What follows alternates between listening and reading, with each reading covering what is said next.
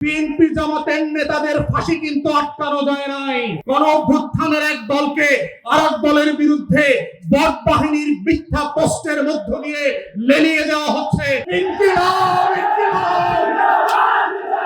আমরা সুস্পষ্টভাবে জানি যে আমাদের সীমান্তের ওপারে যারা আছে তারা কখনোই আমাদের বন্ধু না এবং বন্ধু ছিল না, কিন্তু যেটা আমরা জানি না সেটা হচ্ছে আমাদের সশস্ত্র বাহিনীর মধ্যে কারা ঘাপটি মেরে দিল্লির খলনায়ক অ্যাসেট হিসাবে কাজ করছে।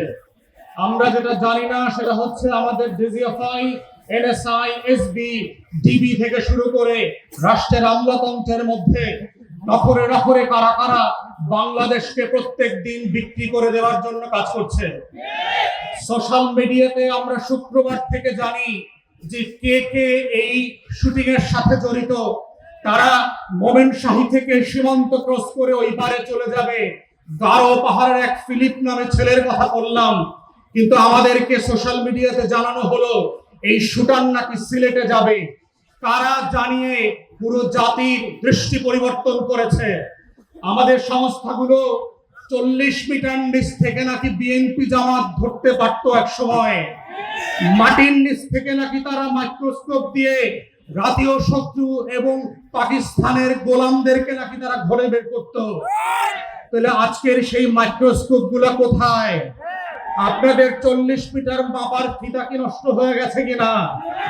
যারা আজকে বাংলাদেশের ভিতরে বসে আমার আজাদির লড়াইকে ধ্বংস করে দিয়েছে, ৭১-এর পরেও আমরা দেখেছি বাংলাদেশে কিভাবে স্বাধীনতাকামী মুক্তির লড়াইয়ের সৈনিকদেরকে ব্রাশফায়ার করে ৩০,০০০ ৪০,০০০ মানুষকে এই আওয়ামী মুজিববাদীরা হত্যা করেছে।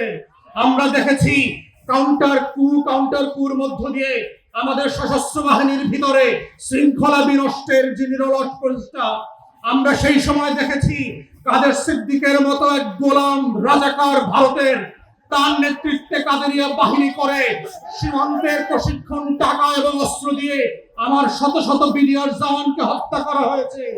আমরা ৭৫ পরবর্তী বাস্তবতায় দেখেছি কিভাবে বাংলাদেশে রাজনৈতিক অনৈক্য তৈরি করা হয়েছে।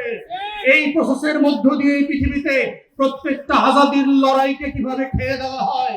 অথবা আজকে অভ্যুত্থানের পক্ষের শক্তি যারা ছিলেন, আপনারা যদি বোধ করে থাকেন 10টা 20টা 30টা 50টা আসনের জন্য ডানে বামে তাকাবেন, মনে রাখবেন বিএনপি জামাতের নেতাদের ফাঁসি কিন্তু আটকানো যায় নাই। আপনাদের বিভক্তি কিন্তু পুরো জাতিকে সর্বগ্রাসী ছোঁয়ার মধ্যে ফেলে দেবে এবং সেই ছবল থেকে কেউ বাঁচতে পারবেন না। তাই আজকে ৭৫ পরবর্তী সেই বাংলাদেশের আজাদি যে হস্তক্ষেপ ছিল, আজাদি ছিনতাই হয়ে গিয়েছিল, সেই ছিনতাই হওয়ার ইতিহাস থেকে নতুন করে আবার আমাদেরকে শিখতে হবে যে বাংলাদেশের এই খলনায়করা কিভাবে প্রশাসনে ঘাপটি মেরে বসে আছে, বিভিন্ন রাজনৈতিক দলকে বিভ্রান্তির মধ্যে ফেলছে। গণ অভ্যুত্থানের এক দলকে আরেক দলের বিরুদ্ধে বট বাহিনীর মিথ্যা পোস্টের মধ্য দিয়ে লেলিয়ে দেওয়া হচ্ছে।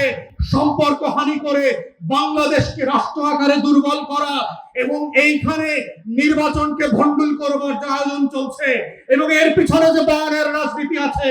আমার 5 দশকের বুদ্ধিবেশারা, আমার সাংবাদিক আর শিক্ষকরা ফেসবুকে যারা বিভিন্ন সময় সুশীলতা দেখান, তারা যেভাবে বয়ানের রাজনীতি করছেন, দিল্লির আধিপত্যবাদকে সফট পাওয়ার আকারে আমার সামনে হাজির করছেন, এইটা হচ্ছে অশনি সংকেত।